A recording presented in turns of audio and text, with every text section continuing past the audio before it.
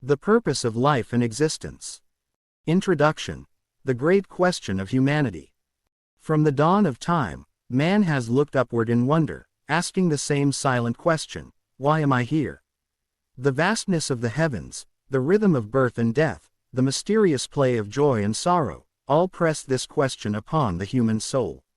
Yet, despite centuries of philosophy, science, and religion, no universally clear answer has been found. Instead, confusion reigns. Some say life is an accident, others insist on divine purpose, while many drift between doubt and resignation. This confusion is not harmless. A man who does not know why he lives cannot know how to live.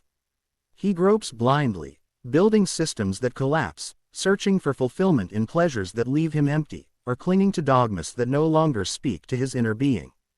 Humanity's unrest, wars, and disunity spring in no small measure from this ignorance of life's meaning. Yet the answer has never been hidden. The Creator did not place man in the cosmos without purpose. Through the light of truth, especially clarified anew in the Grail Message by Abdrushin, the veil is torn away. The seeker who approaches with sincerity and humility can understand his place in creation, the laws that guide his existence, and the goal toward which his journey is directed. In this book, we shall walk step by step into this light. We shall correct the errors of materialism, which sees only chance, of mysticism, which often drifts into fantasy, and of tradition, which too often became rigid and lifeless. What remains will be the simple, radiant clarity of truth.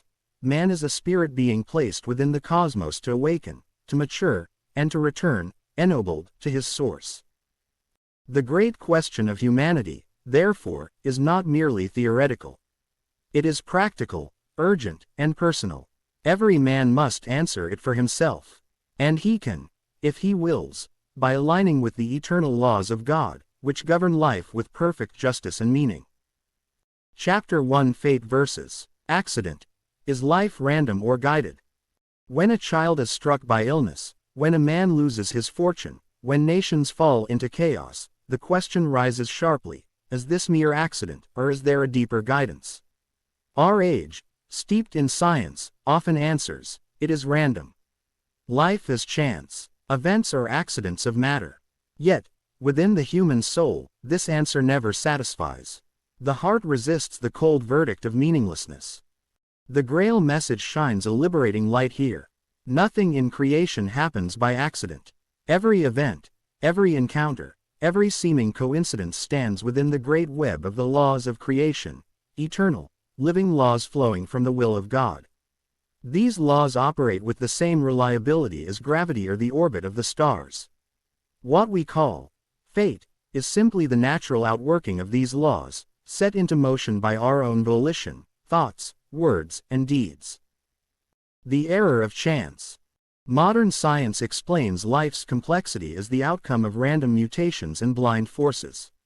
From this, many conclude that human existence itself is meaningless, a cosmic accident. Yet this view contradicts the very order science itself reveals.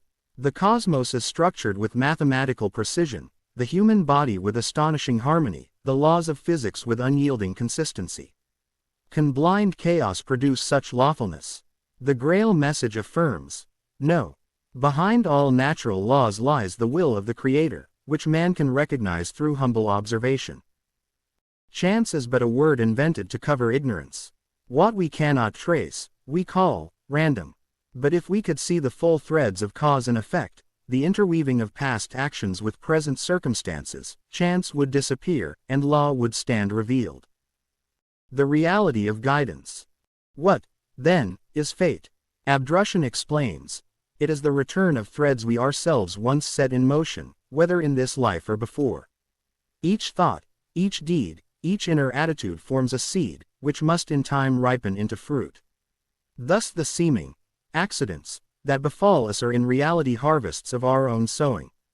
Through this lawfulness, man is not the plaything of blind forces, but the shaper of his own path. He sows and reaps, with perfect justice. Yet fate is not mechanical determinism. Alongside the threads of past sowing flows the ever-new possibility of free volition in the present. Man is not locked in chains, At every moment he can sow anew, change his inner orientation, and thereby alter the harvest of tomorrow. Guidance exists, but it is guidance woven from our own will, meeting the immutable will of God. Seeker's guidance. For the earnest seeker, this recognition brings both seriousness and liberation. Seriousness, because nothing is without consequence. Every thought is seed. Every word builds or destroys. To act carelessly is to weave chains for one's own future. Liberation, because man is not a victim of blind chance or cruel gods. His destiny lies within his own hands. By aligning with the good, the noble, the pure, he sows a future of light. Thus, the question, is life random or guided, dissolves in the clarity of truth. Life is guided by eternal laws of justice and love, but the hand that steers is, in great part, our own. Each man, by his will, sets his course. The Creator, in wisdom, has given him this freedom, so that he may mature as a responsible spirit. Therefore, the first step in discovering the purpose of existence is to abandon the illusion of accident. Nothing is meaningless. Everything carries weight. The seeker who grasps this truth begins to awaken. He stands within life with open eyes, ready to sow consciously, to live responsibly, and to walk the path toward his true fulfillment. Chapter 2: The Spirit Within Man. If life is guided, if nothing is accident, then the next great question arises: what is man himself? Is he merely flesh and blood, an intelligent animal shaped by evolution? Or is there something deeper, enduring, and eternal within him? On the answer to this question rests the true understanding of human purpose. The Grail Message offers clarity. Man is not merely body and intellect. He is, in his essence, spirit. This spirit is the living core of his being, the I, that persists beyond birth and death. It is this spirit that thirsts for truth, that asks questions no animal asks, that yearns for meaning beyond material survival. Without spirit, man would be nothing more than a clever beast. With spirit, he stands as a bridge between creation and his creator. Body, soul, and spirit. Confusion often arises because man is a composite. His body is of earth, subject to decay. His soul, finer in substance, conveys feelings and emotions. But his true essence is spirit, a spark from the spiritual realm, originating far above the worlds of matter. The Grail Message teaches that this spirit comes to earth to develop, to awaken, and to mature through experiences in matter. Earth life is therefore not the home of the spirit, but the schoolroom in which it learns. Modern science, restricting itself to matter, denies spirit, because spirit cannot be weighed, dissected, or measured. Yet science itself cannot explain consciousness, the inner self-awareness that no machine possesses. The very existence of this inner I points beyond matter. Psychology, neuroscience, and philosophy have groped for answers, but the truth shines clearly only when spirit is acknowledged. The sleeping spirit. Why, then, does man so often live as if he were only body and intellect? Because the spirit within him is not automatically awake. It enters earth life like a seed, still undeveloped. Earth's experiences are the soil in which it must unfold. If man immerses himself only in material pursuits, the spirit remains dormant, bound, and unfruitful. But if he lifts himself toward truth, purity, and noble striving, the spirit begins to shine, to grow strong, and to take its rightful place as master over intellect and body. This explains the unrest of modern humanity. A spirit meant for light and eternity cannot be satisfied with comfort, wealth, or earthly success alone. These things crumble at death. The spirit longs for something more, for connection with what is eternal. Seeker's guidance. The recognition of the spirit within has profound consequences. You are more than your body. Do not live as though health, beauty, or possessions were your essence. They are tools and garments, not your true self. You are more than your intellect. Reason is a servant, meant to order earthly life, but the spirit must guide. Let your inner sense, your conscience, your intuition take the lead. You carry responsibility. As spirit, you cannot dissolve into nothingness. What you sow in thought and deed accompanies you beyond death. The seeker who awakens to his spirit begins to live differently. He treats others not as bodies or machines, but as fellow spirit beings on their journey. He measures success not in possessions, but in inner ripening. He seeks truth not for curiosity, but for nourishment of his eternal self. Thus, to understand the purpose of existence, we must first understand man himself. He is spirit. Earthly life is not his origin, nor his end. It is a stage on the way. And this leads us to the next step. Chapter 3: Earth Life is a School. If man is spirit, and spirit comes into matter to unfold, then the meaning of earth life begins to clarify. It is a school. In this school, every experience, whether of joy or of suffering, serves as a lesson to awaken, sharpen, and mature the spirit. Life is not aimless wandering, but purposeful education. The classroom of experience. In a school, children encounter tasks, tests, and even failures. These are not punishments, but opportunities to learn. Likewise, in earth life, man meets trials, obstacles, and temptations. He may stumble, but each challenge is designed to reveal his inner state, to test his volition, and to give him the chance to rise higher. Joy teaches gratitude, openness, and the beauty of harmony. Suffering teaches humility, compassion, and the consequences of wrong choices. Relationships teach responsibility, patience, and love. Work teaches discipline, service, and creativity. In this way, the curriculum of life is complete. Every event, whether welcomed or resisted, is a lesson directed toward spiritual growth. The error of escape. Yet many misunderstand life's purpose. Some, seeing only suffering, declare life meaningless or cruel. Others, yearning for peace, try to escape earthly duties through withdrawal, drugs, or mystical illusions. Still others chase only pleasure, refusing to face challenges. All these miss the point. Just as a student who refuses to engage with lessons cannot graduate, so the spirit that rejects earth's schooling remains undeveloped, bound, and unready for higher life. Abdrushin warns, earth life is serious. Each incarnation is precious, offering opportunities that will not return in the same form. To waste it in idleness, superficiality, or rebellion against the laws of existence is to delay one's fulfillment, sometimes for entire lifetimes. Modern evidence of growth. Even psychology confirms that human beings grow not in comfort, but in challenge. Resilience, maturity, and wisdom arise through facing hardship and learning from it. Neuroscience shows that the brain rewires itself through experience. Likewise, the spirit strengthens itself through lived trials. Science, in its own language, echoes what the Grail Message reveals. Life's struggles are not meaningless, but essential for development. Seeker's guidance. How, then, should the seeker live within this school of earth? Approach every experience as a lesson. Ask not, why me? But, what can I learn? Face suffering with courage. It is not cruelty, but a mirror reflecting your past sowing, and a chance to grow.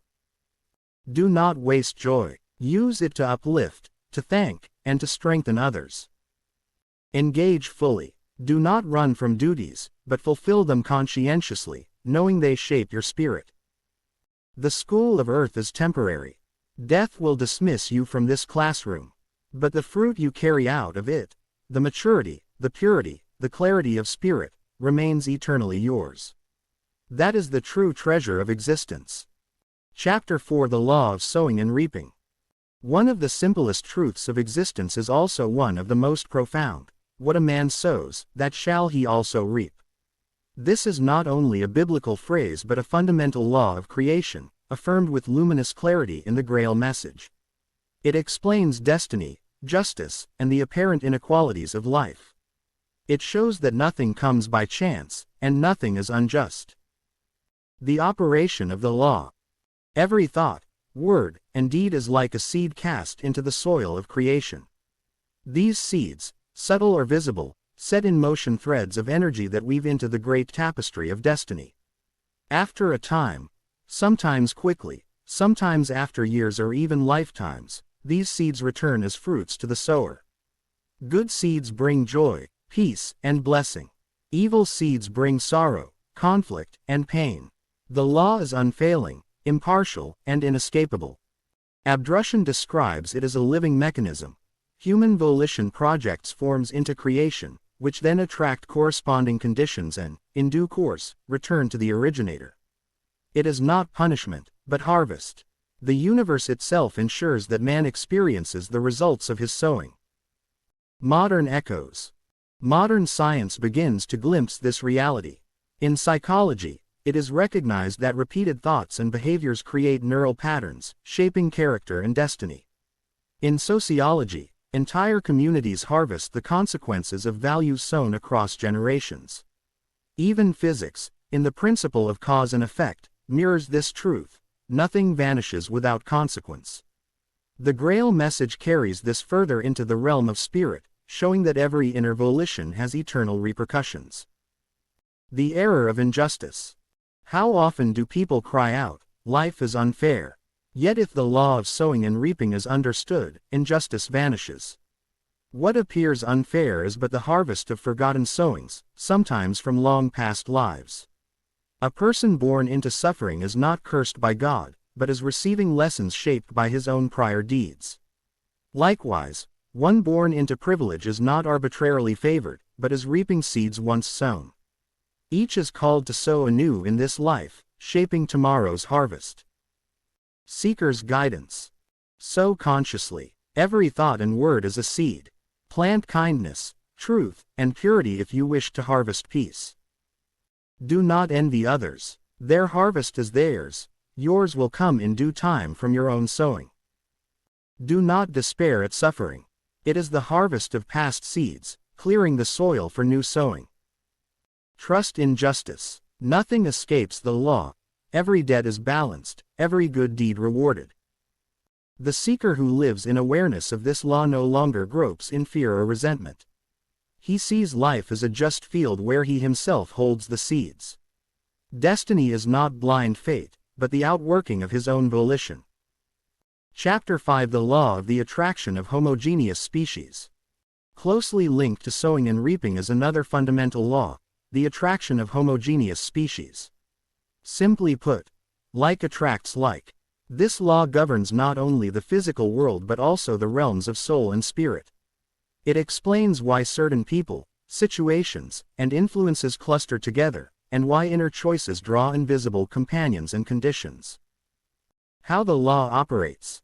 Every thought and volition radiates a vibration. These vibrations seek out their kind. Noble thoughts attract noble influences, and base desires draw base companions. Groups, nations, and even entire epochs form under this law, as collective volitions attract conditions corresponding to their inner state. Abdrushin emphasizes that this is not arbitrary, but automatic.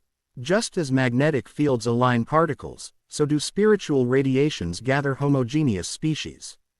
No man can escape this law, because he cannot stop radiating what he truly wills. Modern illustrations. Even without recognizing the spiritual law, people sense it in everyday life. Birds of a feather flock together. Negative people attract negativity, creating cycles of despair. Communities built on greed collapse under corruption. Positive, compassionate people often find one another, uplifting each other. Psychology confirms this in studies of confirmation bias and self-fulfilling prophecy. We perceive and attract what resonates with our inner convictions. Likewise, in social science, environments of crime or virtue perpetuate themselves through shared volition. Consequences of the law. This law explains why prayers often go unanswered. If a man prays with his lips but harbors base motives in his heart, his inner radiation attracts only what corresponds to those motives, not the lofty help he mouths. It also explains the phenomenon of possession or inspiration. Beings from beyond the earth can only approach if man's inner volition opens the door to them. Homogeneity is the bridge. It also clarifies destiny. You cannot be bound by conditions foreign to your essence. What clings to you is what resonates with what you once willed. This is justice in its most exact form. Seeker's guidance. Guard your inner life. Every thought is a magnet drawing its like. Purify your volition, and you will attract purer companions and circumstances. Choose your associations wisely. Those around you mirror your inner state. Fellowship with the good strengthens good within you. Do not complain of bad influences. Ask first, what in me resonates with them? Elevate your striving. As your inner being changes, new doors open, and higher helpers draw near. The law of attraction of homogeneous species is a beacon for seekers. It reveals that you are never helpless. By changing your volition, you change what you attract. By lifting your spirit, you open the way to higher streams of power and guidance. In this lies the great responsibility and also the great hope of man. Chapter 6: The Law of Spiritual Movement. Creation is not static. It is alive, vibrant, and in ceaseless motion. Every star, every atom, every thought is borne along in streams of movement. In the Grail Message, Abdrushin points us to the law of spiritual movement. In the spiritual world, standing still means falling back. Only by moving, by striving upward, by developing the gifts entrusted to us, does the spirit remain alive and fulfill its purpose. The meaning of movement. This law reveals that the spirit cannot remain neutral. Just as a body floating in a river is either carried forward or left behind, so too is the human spirit borne along in creation's currents. He who strives upward, seeking truth and purity, aligns himself with the upward currents of creation and ascends. He who clings to laziness, pride, or earthly illusions drifts downward, into heaviness and darkness. There is no permanent pause in spiritual life. Every hour, with every thought and decision, a man either builds upward movement or creates a drag toward darkness. Modern echoes. Modern science affirms movement is the essence of life. Biology shows that organisms which cease to adapt perish. Physics reveals that matter is energy in motion, nothing is truly still. Psychology shows that stagnation of thought leads to decline in mental health. In all things, life proves itself as dynamic movement. The Grail Message reveals that this is not only physical but spiritual. The danger of stagnation. Many people imagine they can wait and see, delaying decisions about God, truth, or their own inner striving. But delay is decline. The currents of creation press onward, and the idle spirit is left behind, pulled downward by the weight of unpurified desires. This explains why whole nations and cultures decay. When their inner striving dies, spiritual movement becomes retrogression. Seeker's guidance. Strive daily. Each hour is a chance to align with upward currents. Even small efforts, honesty, gratitude, purity, keep the spirit in movement. Beware of spiritual laziness. Comfort, distraction, and indifference are the greatest dangers. They create downward drift. Recognize that trial and suffering are also movements. They are opportunities to strengthen the spirit and accelerate its development. The law of spiritual movement calls us to vigilance. The spirit is alive only in striving.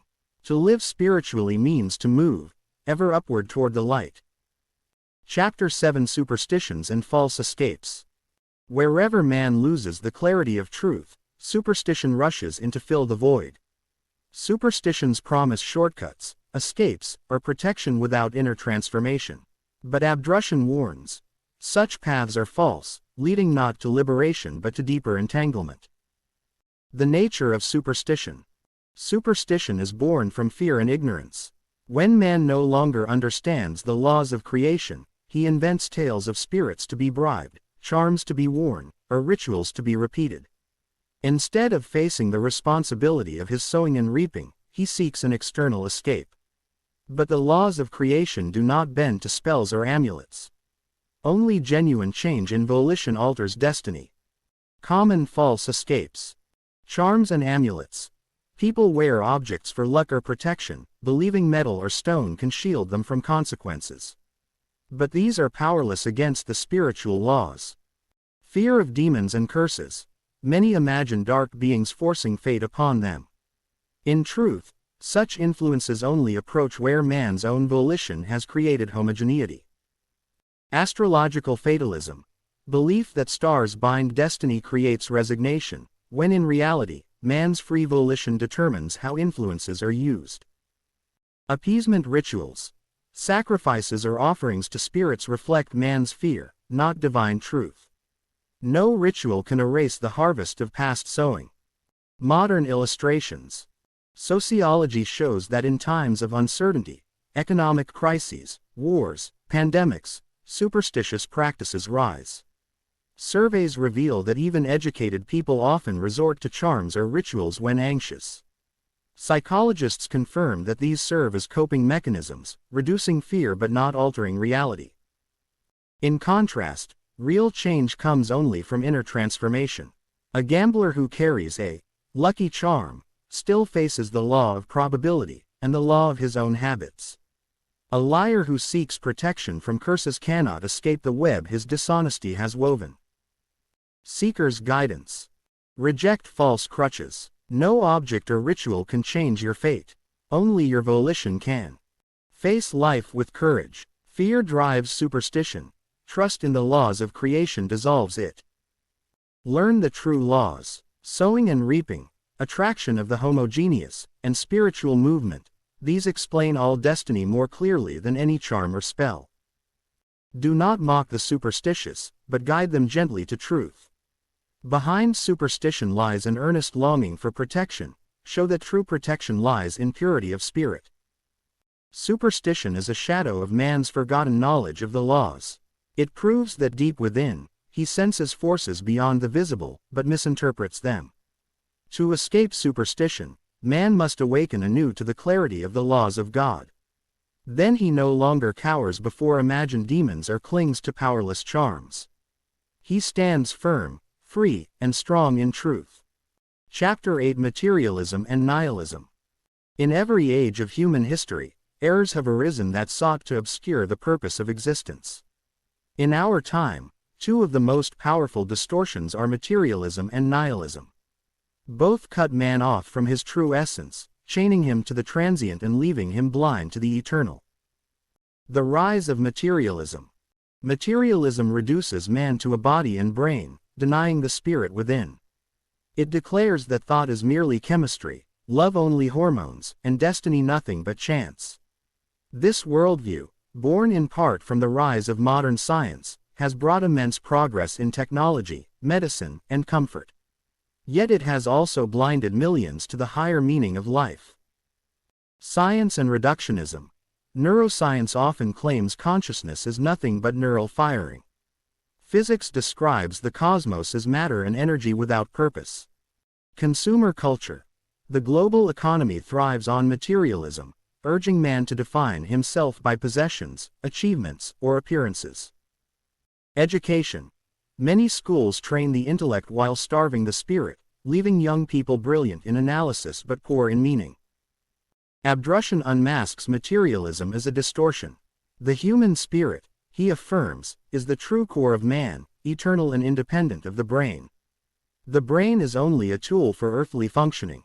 When man reduces himself to flesh, he loses his connection to the laws of creation, and thus loses clarity, joy, and direction.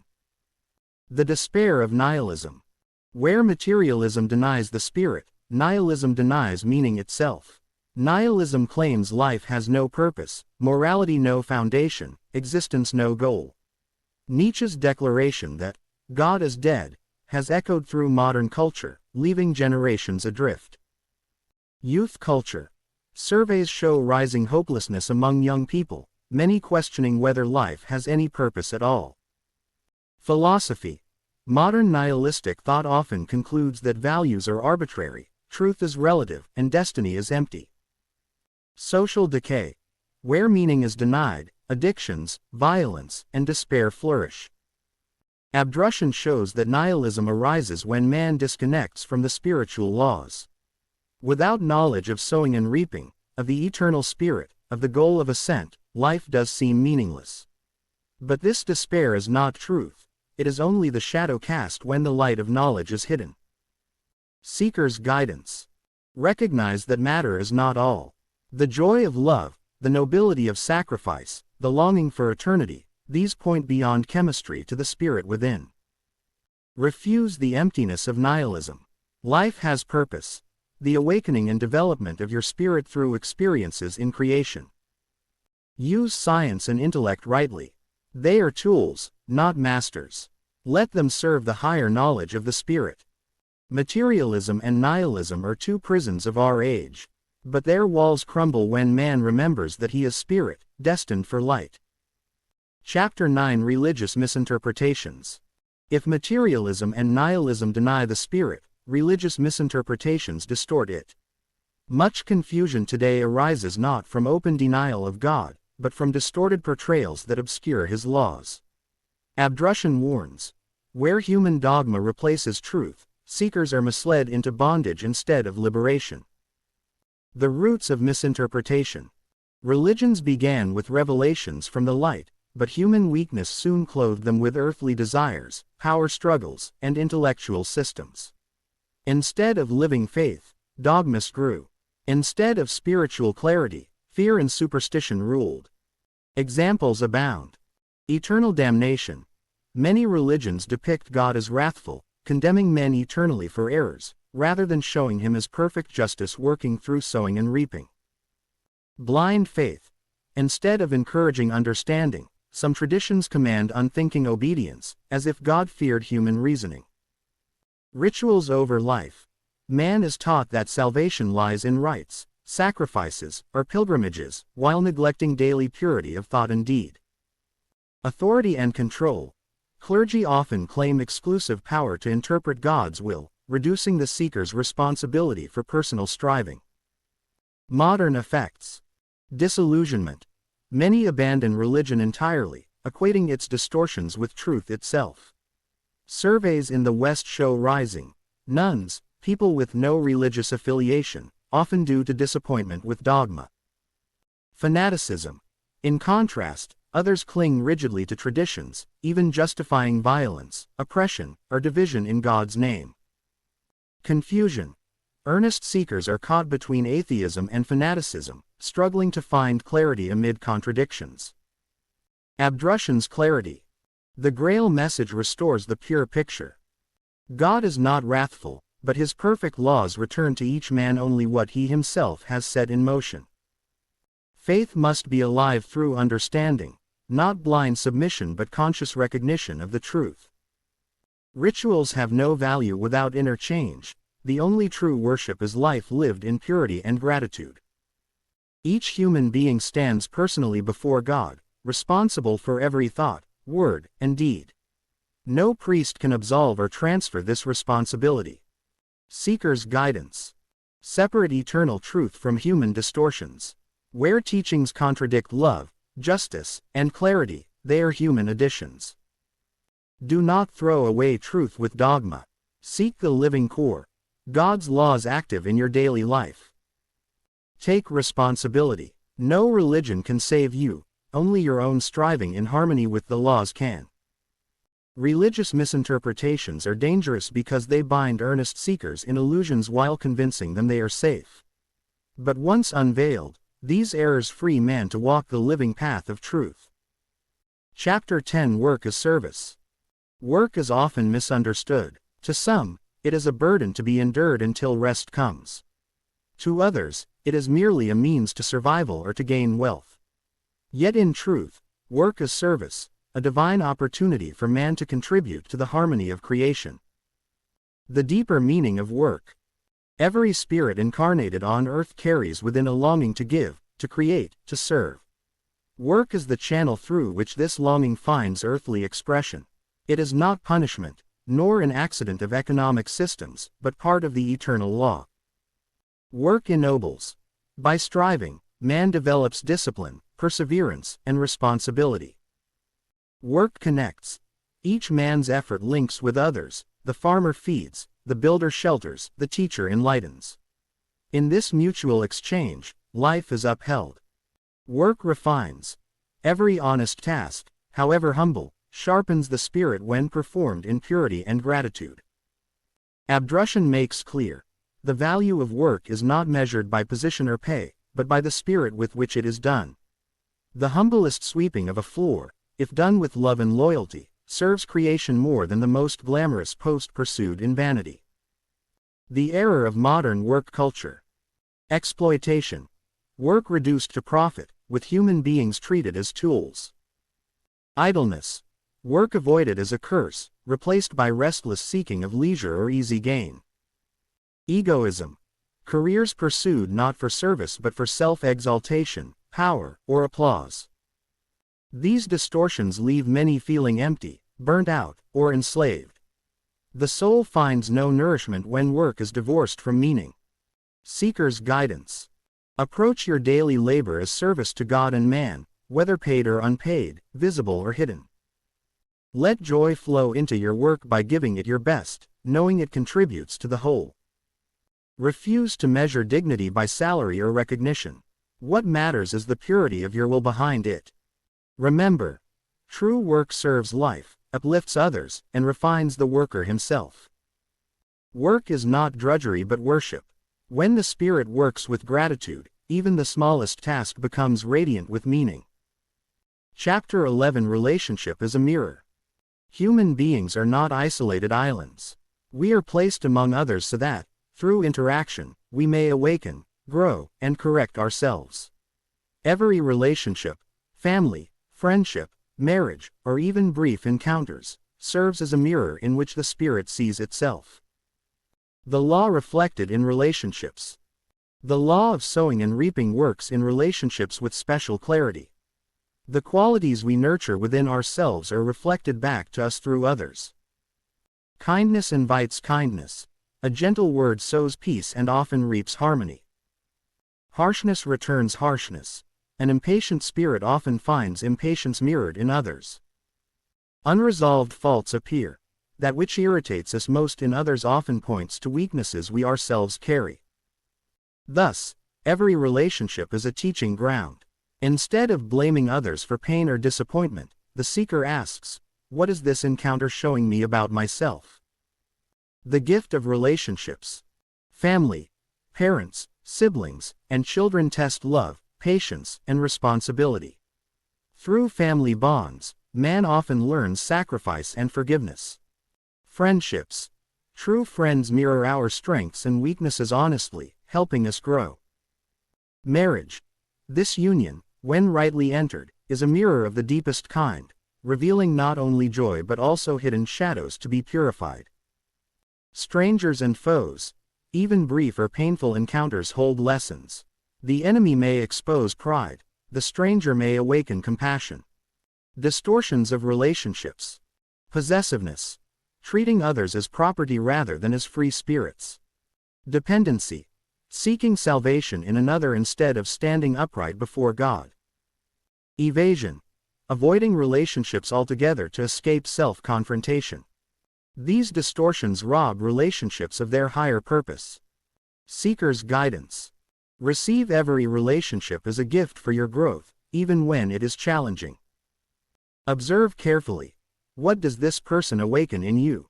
Gratitude, irritation, fear, love. Each reaction is a mirror of your inner state. Purify yourself rather than trying to force others to change. Offer genuine love and respect, not control or dependence. Relationships are not accidents but woven by the laws of reciprocal action to help man ripen. When accepted as mirrors, they lead the spirit to humility, clarity, and true love. Chapter 12. Leadership and Responsibility. Leadership is not domination, but service. It is not privilege, but responsibility. Wherever man is entrusted with influence, in the home, community, workplace, or nation, leadership is a calling to guide others in alignment with the will of God. The spiritual nature of leadership. Abdrushin teaches that all authority stems from God's order. Therefore, any man who is given leadership carries a sacred duty to uphold truth, justice, and protection of those entrusted to him. A leader is a shepherd. He watches over others, not for his gain, but for their well-being. A leader is a servant. His first duty is not to his pride, but to the cause he serves. A leader is accountable. Every decision creates ripples in the web of reciprocal action, and he will reap accordingly. Leadership is therefore not to be sought for ambition, but embraced with reverence and sobriety when it is given. The failure of modern leadership.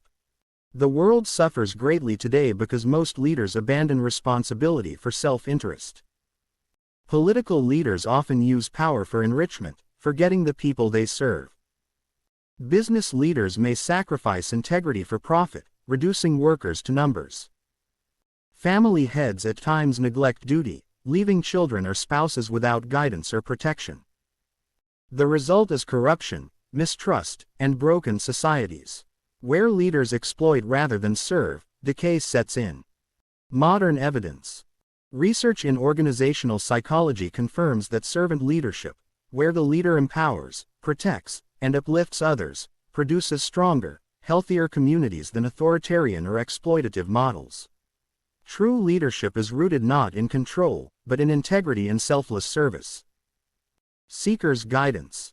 Accept responsibility seriously, whether great or small. Led by example. Others follow what you are, not what you demand. Protect those entrusted to you, never exploit them. See leadership as a trust from God, for which you will one day account. When leadership is exercised in service and humility, it becomes a channel of blessing for many, and the leader himself matures in spirit. Chapter 13 Awakening the Spirit. The greatest event in a human life is not birth, nor even physical achievement, but the awakening of the spirit. Until this awakening, man lives half asleep, moved by habit, external pressures, or worldly allure. With awakening, he begins to perceive his true essence and destiny. What is spiritual awakening? Spiritual awakening is not a mystical trance or dramatic experience, but a living recognition that man is more than intellect and body, he is spirit. That every action has meaning under the laws of creation. That life's true purpose is the maturing of the spirit for return to the light. This awakening often begins subtly, in a restlessness, a question, a sudden clarity amid sorrow. It is the call of the spirit shaking off slumber. Obstacles to awakening. Materialism. The belief that only what is visible and measurable exists. Dogma. Religious teachings that bind rather than liberate the spirit. Pleasure seeking. Distraction in endless entertainment and indulgence. Fear. Reluctance to face truth, preferring comfortable illusions.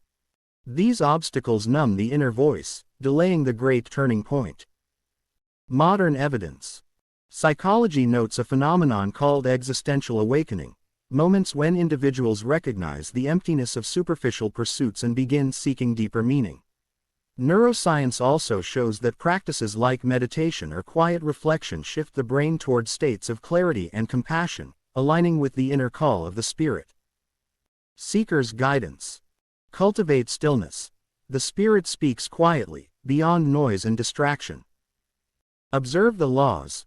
Notice how sowing and reaping shape your life. Awakening grows in awareness of these threads. Be truthful. Honesty with yourself is the first sign of awakening. Act on the light. Do not only see truth, but live it. The awakening of the spirit is the beginning of real life. From this point, man no longer drifts, but walks consciously toward his eternal home. Chapter 14 Becoming the Ideal Human Being. The great task of life is not wealth, fame, or mastery of knowledge, but becoming truly human. Abdrushin explains that man has lost sight of his true purpose, chasing after illusions while neglecting the simple command, be human. What is the ideal human being? The ideal human being is not one who is flawless, but one who lives in harmony with the will of God as expressed in the laws of creation. Such a man or woman radiates kindness, truthfulness, and purity in thought, word, and deed. Uses intellect as a tool of service, not as a tyrant over the spirit. Works diligently, not for greed, but as a contribution to life's unfolding. Honors love in its purest form, uplifting, not enslaving. The ideal human being is balanced, firm yet gentle, wise yet humble, active yet reverent. Why we fail to become truly human. Humanity's present state shows how far we have strayed. Wars, corruption, deceit, exploitation, and selfish ambition dominate because men and women suppress the spirit and worship intellect, power, or pleasure. Instead of being builders of harmony, many have become destroyers of peace.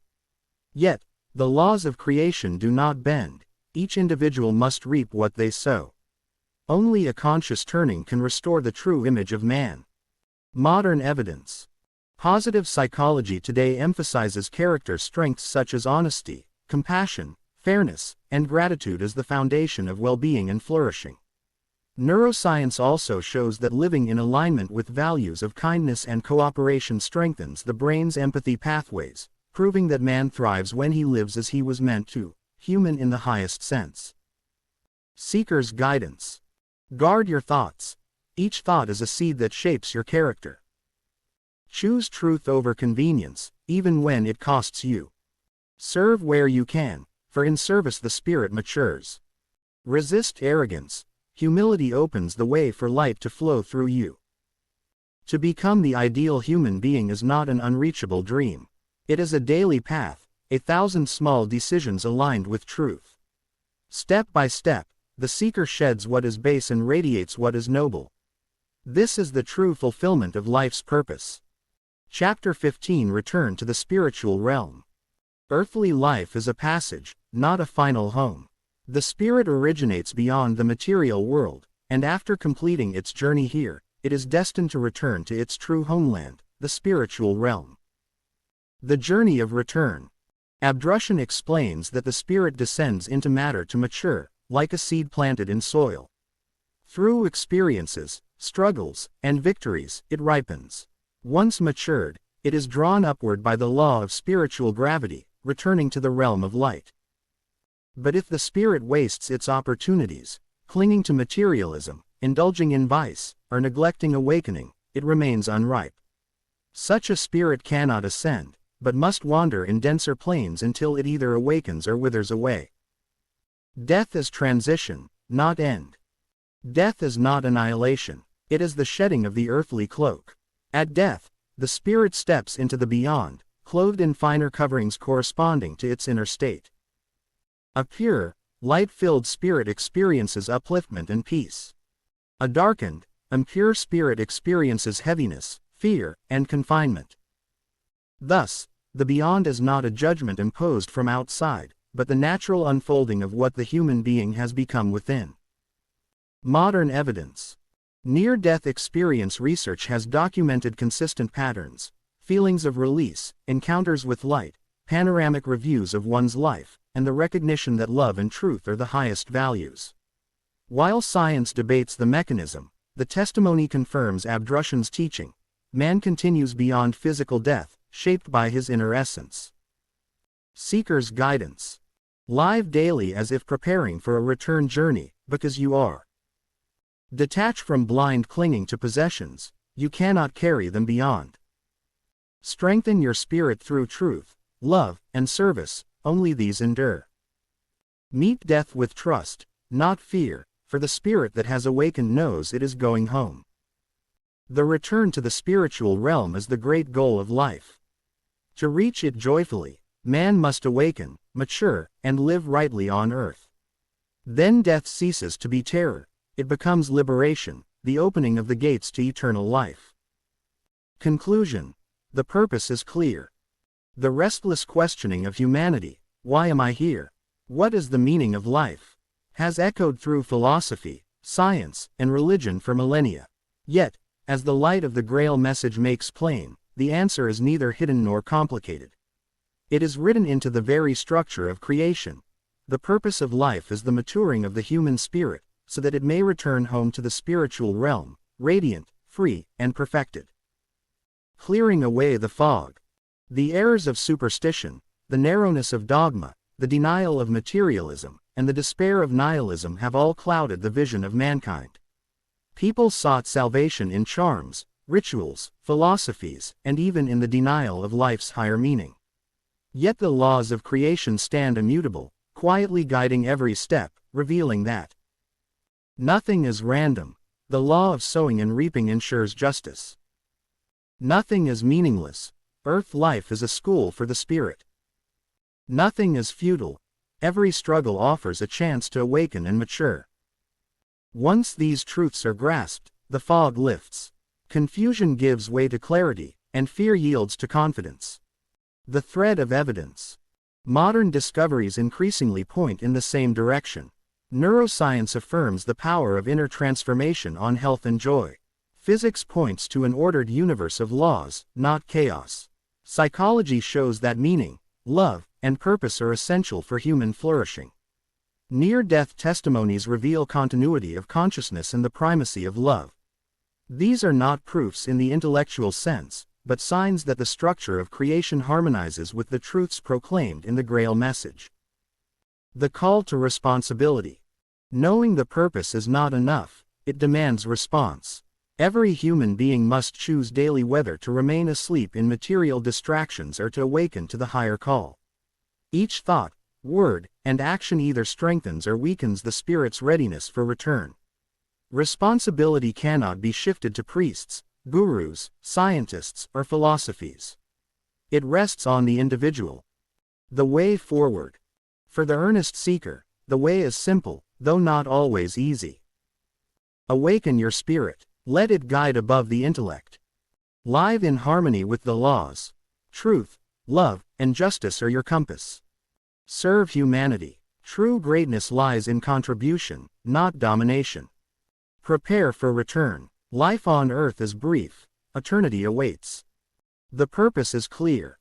The purpose of life is no longer an unsolved riddle. It is clear, radiant, and liberating. To become truly human, to mature in the school of earth, and to return home as a conscious spirit, enriched by the experiences of life. Every seeker who recognizes this can walk with strength and certainty, no longer swayed by superstition, despair, or confusion. The path is narrow but bright, steep but sure. It leads homeward, to peace, to freedom, to eternal joy in the light.